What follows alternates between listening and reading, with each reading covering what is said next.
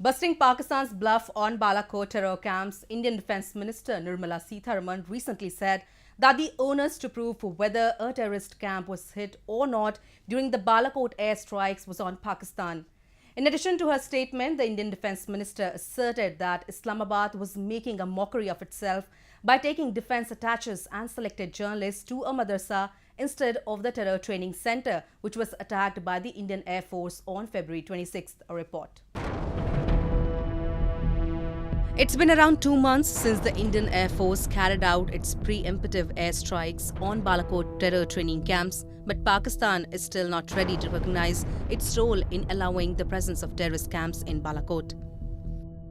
Instead, it is busy erasing the proofs of airstrikes by India, as a result of which it took nearly 40 days for Pakistan to open the gates of Balakot for media, that too for the wrong site. Indian Defence Minister Nirmala Sitharaman recently lashed out at Pakistan for propagating lies on Balakot and said that Islamabad was making a mockery of itself by taking defence attaches and selected journalists to a madrasa that was not even touched by the Indian Air Force on 26 February instead of the terror training camp that was attacked.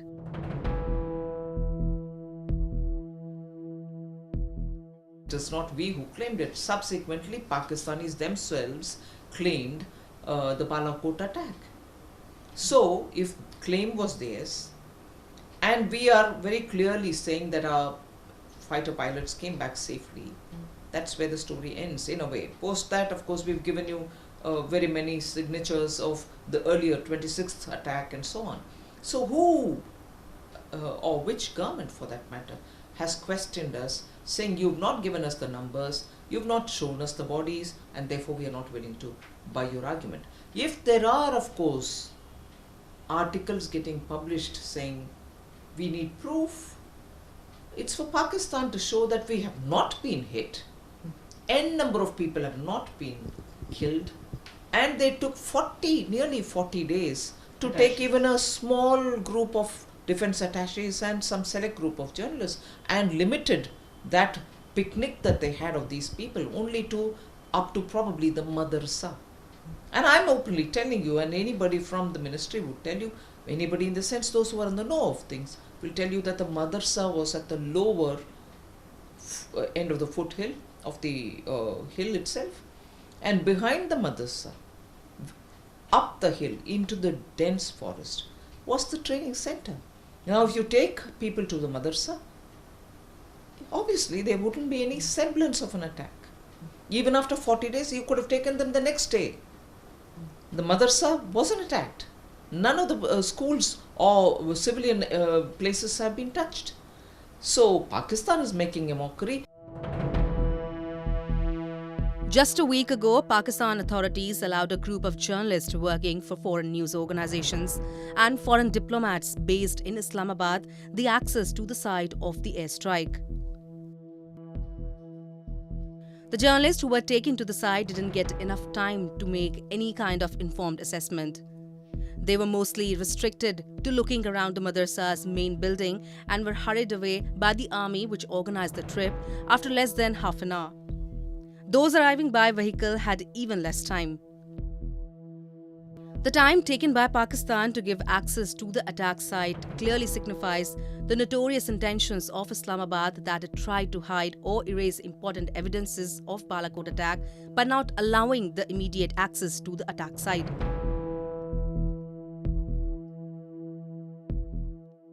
Well before the attack, and in public knowledge, in public domain, in Pakistan, very many websites were publicly saying, this place is seeking young men to come, so and so, the world-renowned, if I may use the word, notorious terrorist, the handler of many Mumbai-like attacks, was calling young men in Pakistan to come and join.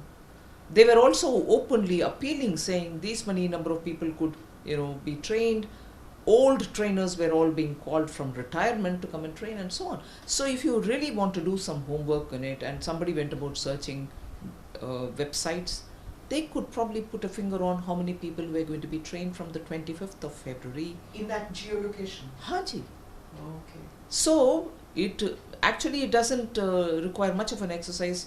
That information you can collect various sources to give you approximate numbers. So the government is not talking about it because we're not talking about it. That's it. But for anybody who's actively following all this, you could probably approximate a number. Various intelligence reports testify about the presence of terror training camps in Balakot that were recruiting young people in terror groups like Jaish Mohammad and Lashkar-e-Taiba to carry out dreaded attacks similar to 26/11. Since decades, Pakistan has been harboring these terrorist organizations in its territories, which leave no stone unturned in unleashing mayhem in South Asia and the West. The Indian airstrike was a preemptive air action to destroy those terror training camps after the deadly Pulwama attack.